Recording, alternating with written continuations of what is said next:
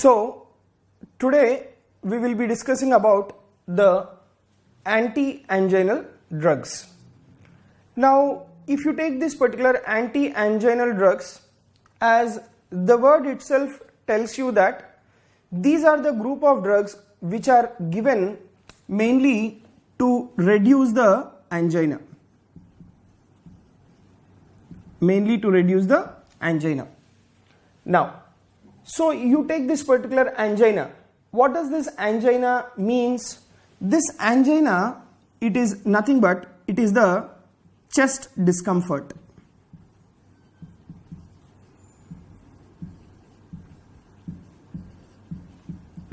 Right? This angina, it is nothing but the chest discomfort. Now the question comes, why this particular chest discomfort is happening within this angina pectoris? This chest discomfort is mainly due to transient myocardial ischemia. Right? This chest discomfort, it is due to transient myocardial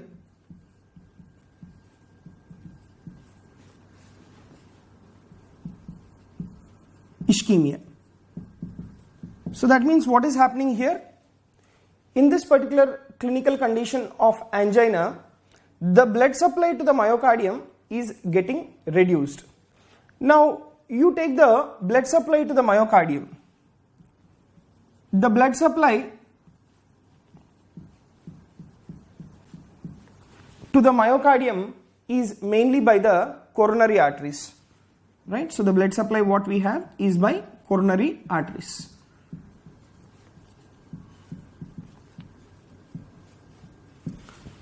So what is happening in this angina is, there is some problem within the coronary arteries. Because of this some problem within the coronary arteries, the coronary artery is unable to give adequate amount of blood supply to the myocardium.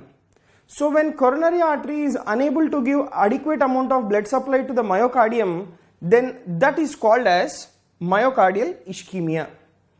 Right? Because of some problem within the coronary artery, if the myocardium is not receiving adequate amount of blood supply, that is called as myocardial ischemia.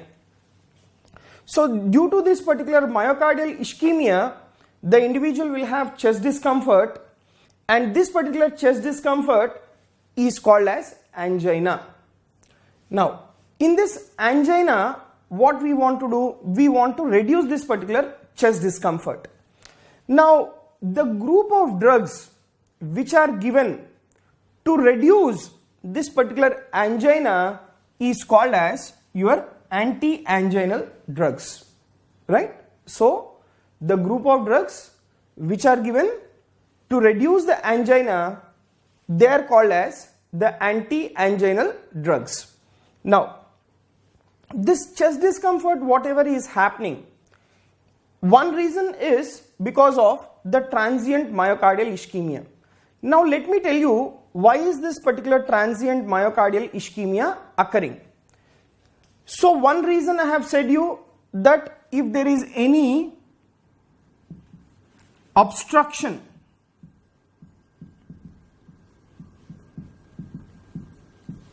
right, if there is any obstruction within the coronary arteries, why is this obstruction due to? This obstruction can be due to atheroma formation or atherosclerosis of the coronary arteries.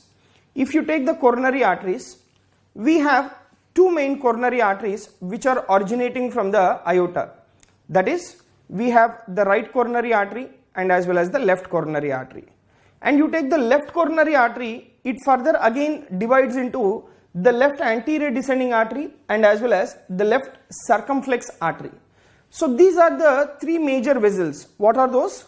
The right coronary artery, left anterior descending artery and left circumflex artery.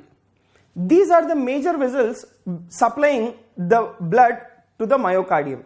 So if there is any obstruction to these coronary arteries, then the individual will land up in what is called as myocardial ischemia, due to which the individual will have the chest discomfort. Now, followed by this, you take the second reason. there is one more reason or two more reasons why the individual can have this particular angina. Angina can be one reason due to obstruction within the coronary arteries, or you take your myocardial ischemia. This myocardial ischemia, it can also be due to coronary artery vasospasm, due to coronary artery vasospasm.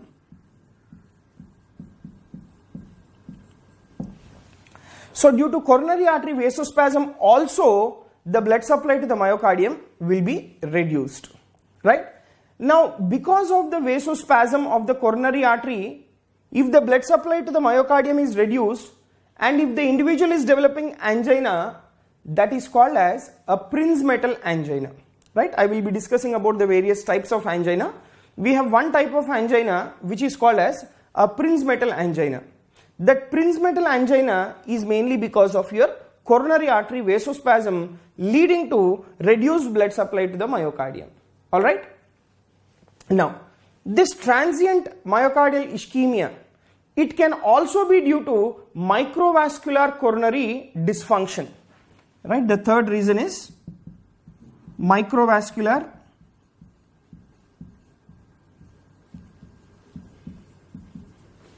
coronary dysfunction. Right? It can be also due to microvascular coronary dysfunction. So these are the three reasons why an individual can have myocardial ischemia. What are those? Number one, the myocardial ischemia can be due to obstruction of the coronary arteries caused by atheroma or atherosclerosis. Myocardial ischemia can be due to coronary artery vasospasm leading to Prinzmetal angina. Myocardial ischemia can be due to microvascular coronary dysfunction. So these are all the reasons why this individual will have myocardial ischemia, due to which they will have angina, and that is what is called as your angina pectoris. That is what is called as angina pectoris. Now because of these three reasons, the individual is landing up in myocardial ischemia. So if there is myocardial ischemia, what exactly is the problem? What is happening to the individual's heart? Why the individual is having the pain? So whenever there is myocardial ischemia, right? Whenever there is myocardial ischemia, there is an imbalance. There is an imbalance, right? There is an imbalance between the energy, right? There is an imbalance between the energy supply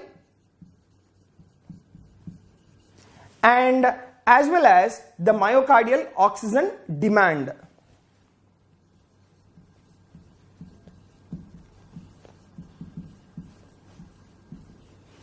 Right? So because of myocardial ischemia, there is an imbalance between the energy supply.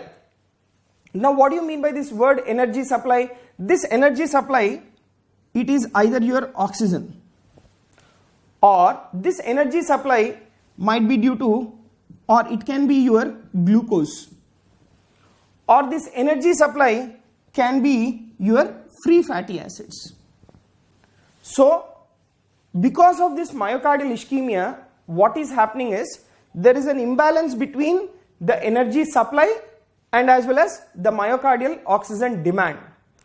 Demand is more, right? The demand is more, but supply is less because of myocardial ischemia. Alright? So because of this reason, because of reduced energy supply to the myocardium, myocardium will be suffering from the pain which is nothing but your angina. Now let me tell you another important point.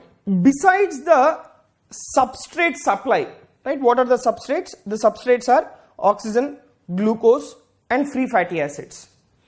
Besides the substrate supply, the utilization and enzymatic activities involved in metabolism also play an important role in the pathogenesis of myocardial ischemia.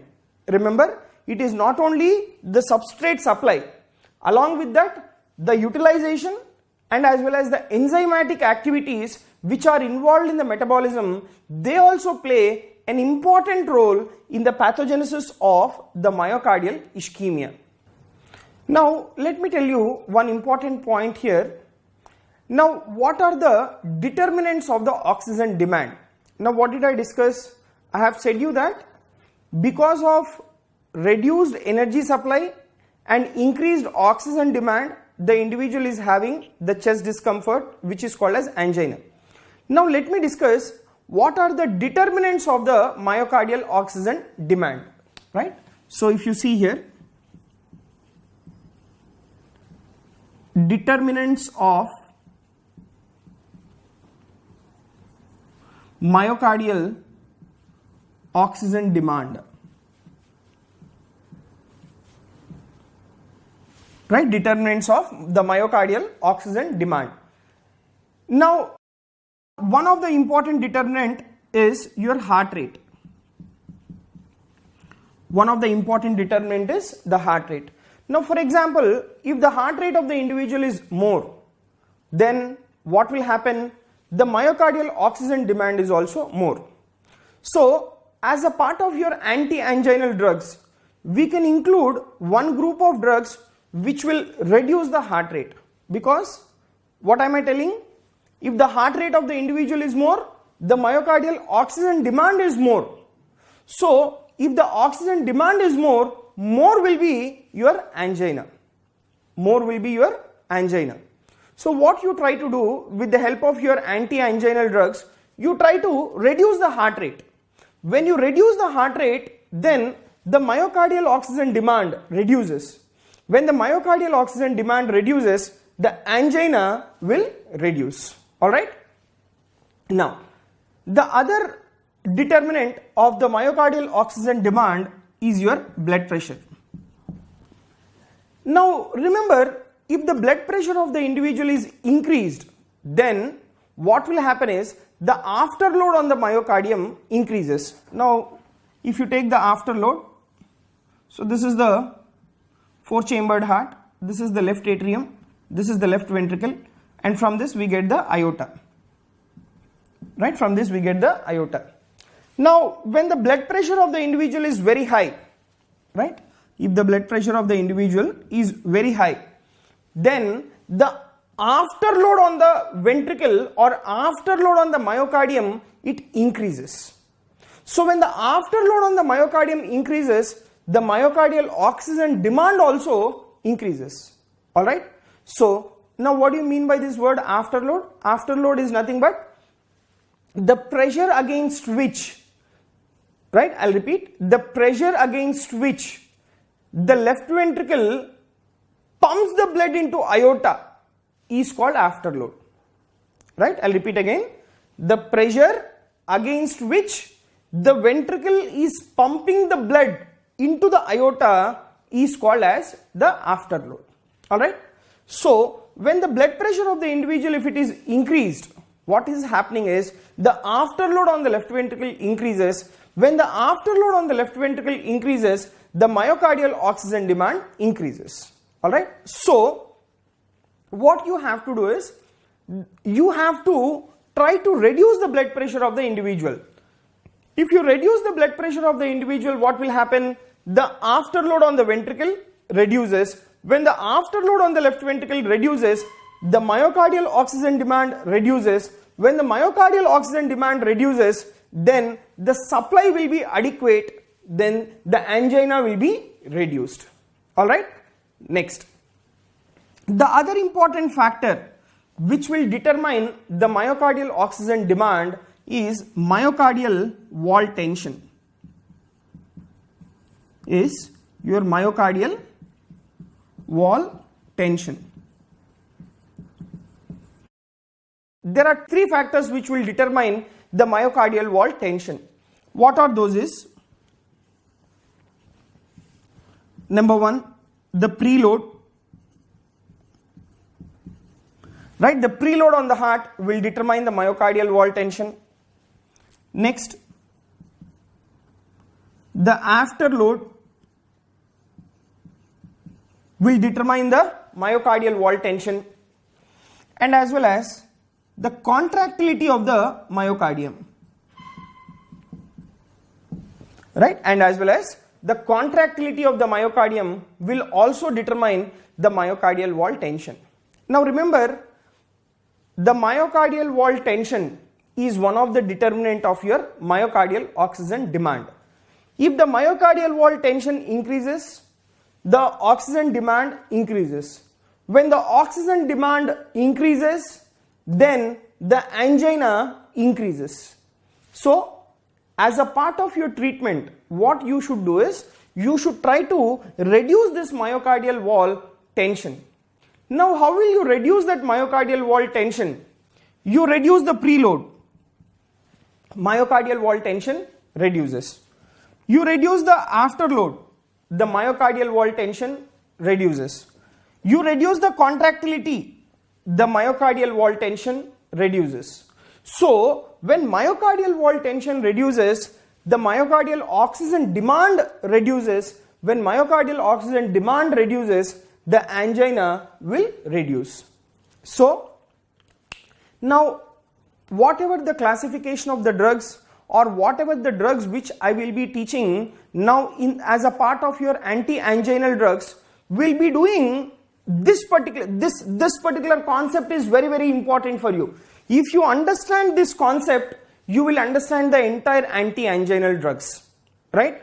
So, because of the myocardial ischemia, right? Because of the myocardial ischemia, what is happening?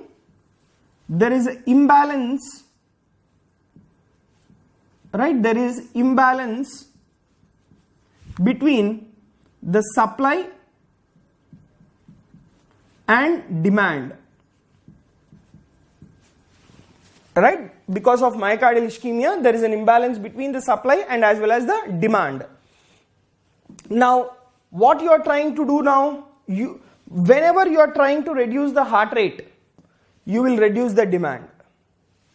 If you reduce the blood pressure, you will reduce the afterload and thereby the demand will be reduced. When the myocardial oxygen tension, if it is reduced, the demand will be reduced. Once the demand is reduced, then the imbalance it gets corrected. So now whatever the drugs which I will be teaching now, they are mainly based on the concept that they will be reducing the heart rate, either they will be reducing the blood pressure, or they will be reducing the preload, they will be reducing the afterload, or they will be reducing the contractility of the myocardium.